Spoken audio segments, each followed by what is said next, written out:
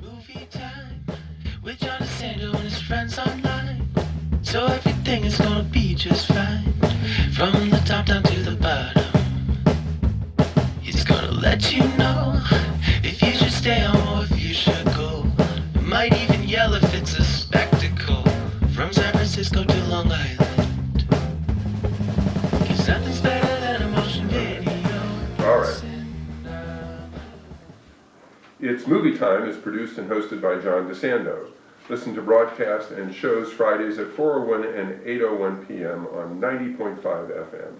Read reviews and listen to shows online at WCBE.org. I'm John DeSando, And I'm Gary Hammond. and this is It's Movie Time. And you know, it's time for us to go back in time to another century when guys were tall and rode whatever they call cattle or whatever it is. Well, they don't ride the cattle, John. They ride bulls. Yeah, okay. And they ride steers if they're boys. And actually, young women ride steers now too in the contest. And horses, John, mostly horses. And this is why I asked you to join us today, because I know you have these cowboy roots. Now, if people can wait till our latter part of our show as we move into our podcast, and that's at WCBE.org and under the podcast experience, Back Talk, so they can hear about some of your adventures in the saddle. Okay. Okay, and you fit all the bills. You're tall, you're smart, you're snarky, and you're independent. And although I'll ask your wife Terry about that, how independent you actually are. True. But anyway, we're looking at a movie called The Last Rodeo. Yeah. And I'd just like to preface this by saying, yeah, this is not the big sophisticated movie we usually select. And the reason is that I'm just fascinated by the studio that produces films like this called Angel Studios. But let's look at this film. And we could start out with a really softball. Gary, what's your impression of The Last Rodeo? I really enjoyed it. It is intended to be a family movie, and if you didn't pick that up from watching it, there's a statement at the end of it that it's a family movie. You're right. In any event, but it's a predictable script, well acted. The production values are really high, I think.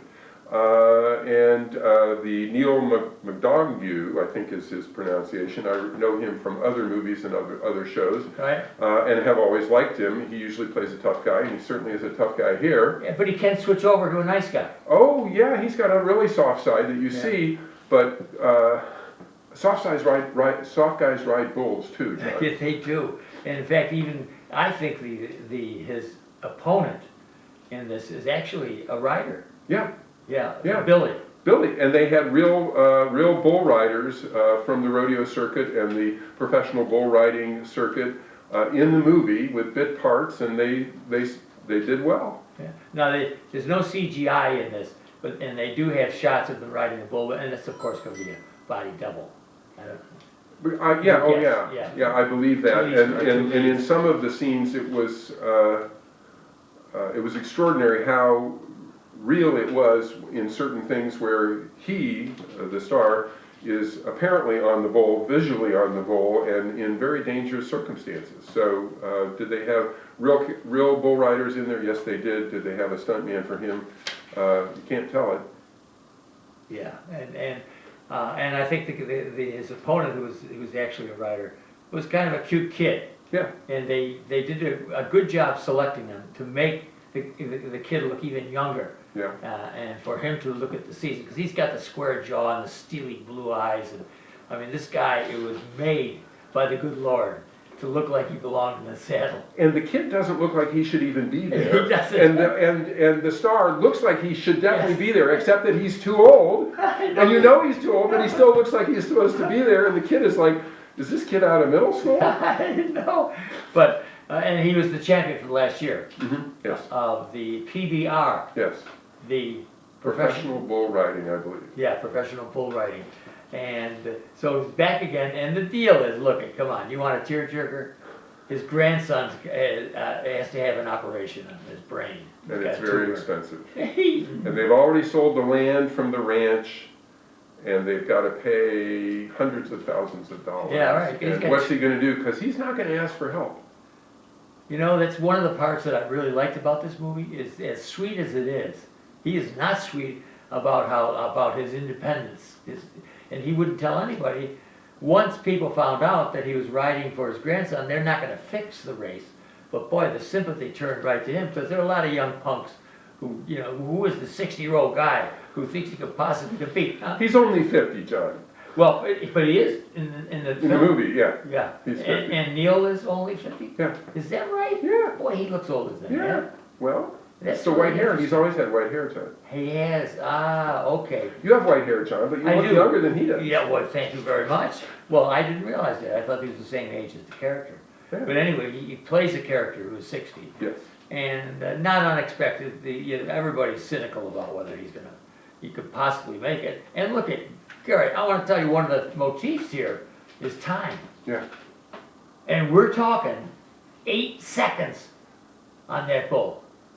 I mean, that, it's for you to register points. Right. Well, to be qualified, and Right. then you're out. To get any points, you have to last 8 seconds. But time is more critical than that, because it's 3 days before he finds out his grandson's got the tumor and needs the surgery. 3 days before the event.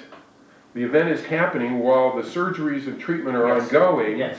And he's got 8 seconds, every time he's got 8 seconds to make this threshold, and he's got to get back for the surgery, and he's got to be there Yes, for the time, yes. and he's in jeopardy constantly, and there's all this rush. And the movie goes at a very reasonable pace, but the time there's urgency throughout. Yeah, and I like that very much. And that's one of the things that I like about what Angel Studios does, is it actually, while it is faith-based, it doesn't push it, except at the end. Right. But what really is interesting to me is that there's a lot of this stuff is realistic. Yeah. I mean, if your grandson, I mean, my God, Leo, Yeah. you know, what would you do? Oh, anything? Yeah, Anything? yeah, Yeah. if you could. So, and it's just, to me, the strain on him is terrific. I don't like that bullheaded, so to speak, Mhm. attitude of his Right. toward keeping this private. You know, that he's not racing, he's not gonna tell anybody he's racing to But get that the is prize money. the cowboy way, John. The You know, and you stoicism. may be right. The stoicism. Yeah, John Wayne played stoic pretty well, et cetera, et yeah, cetera. that's a good point. Yeah. Yeah, I guess that is characteristic. Clint Eastwood? Yeah, what do you Yeah, think? what do you think? Wow, Yeah. wow. Any of them. Yeah, Robert Mitchum, I mean, the whole cast is, you know, there's no whiny people in cowboy movies, John. yeah, and when you see them ride the bull, you know that there's no whining. Yeah. This is so serious, you know, of all the adventures that I see in film, that one, to me, it really is profound. I mean, it is so freaking dangerous. Yes.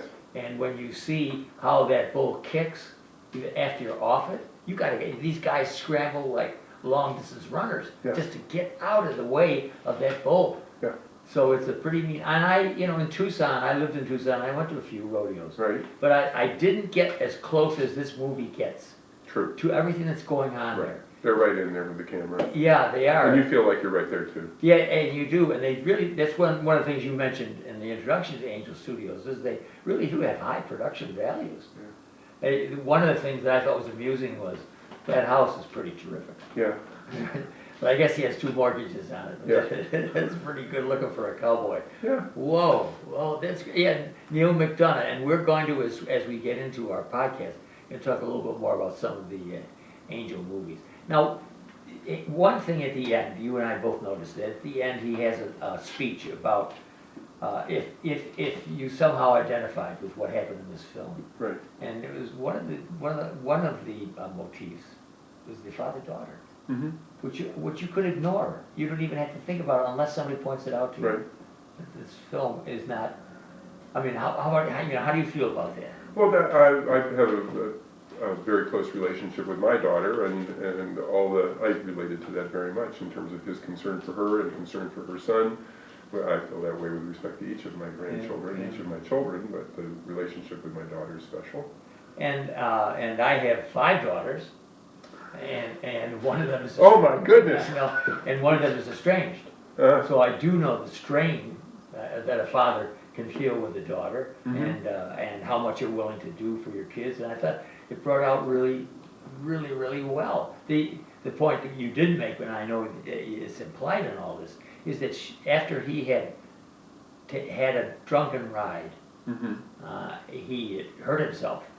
Broke his neck. He broke his neck, right? Right, and she doesn't want him to ride again. Yeah, and Even to save her son. she spends some better part of her life taking care of him. Yeah. I thought that was, you want to talk about tough about riding a bull, how about taking care of your dad? Ooh, yes, yeah. All right, so what else are we missing on this before we get to our podcast? Are you still feeling, I noticed there's kind of a really positive response to you, as I had on this. And I seem to be apologizing because it's faith-based. But yet I want to make the point that this is actually good filmmaking. It's cliched storytelling, right? Well, it is cliched, but the funny thing about cliches is they're cliches because they're true, they're right, they're genuine. You hear it and you go, oh, that, and then if you think about it, in most of the situations where a cliche is used, it's like, oh, yeah, that's appropriate. So this is a well-told story. It's been told before, not exactly cowboys and bulls, but fathers and daughters and family and grandchildren and so on, and being stoic. You can read those stories all day long if you've got the time. The reality is this is very well told.